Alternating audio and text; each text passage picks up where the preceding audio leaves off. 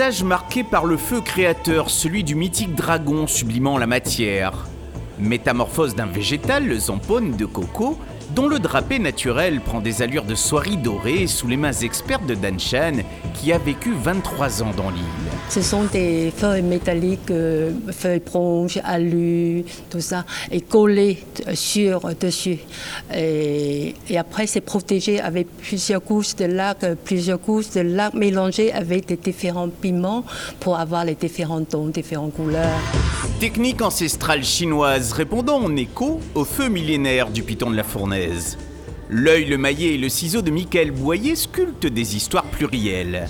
Moi, en tant que métis, quoi me doit reproduire? Me doit reproduire de l'art grec, de l'art typiquement européen. Est-ce que me doit prendre du mélange dedans?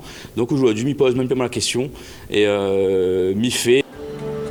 Des corps tronqués, mêlés, mélangés au gré de la fusion des peuples, c'est la voix de Jean-Luc Gigant. Je travaille à partir de deux images de deux époques différentes et j'essaie de créer une synergie entre les deux, celui d'hier et celui d'aujourd'hui. Et la rencontre des deux, le choc visuel, donc c'est dans cette forme que je travaille en fait. La Chine s'expose en réunion. 42 artistes d'horizons géographiques et artistiques différents ont entendu l'appel du Panther Club pour faire rayonner le volcan et le dragon d'un même feu vivifiant. Dans divers domaines, de la culture, de la peinture, de l'écriture et même du conte avec Annie Grondin.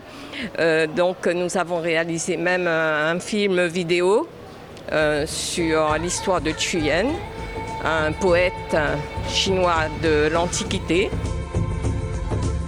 Poète, il est à sa manière. Richard Yanni tisse ses toiles avec des fils bleutés géométriquement soignés pour dire son amour de l'Asie.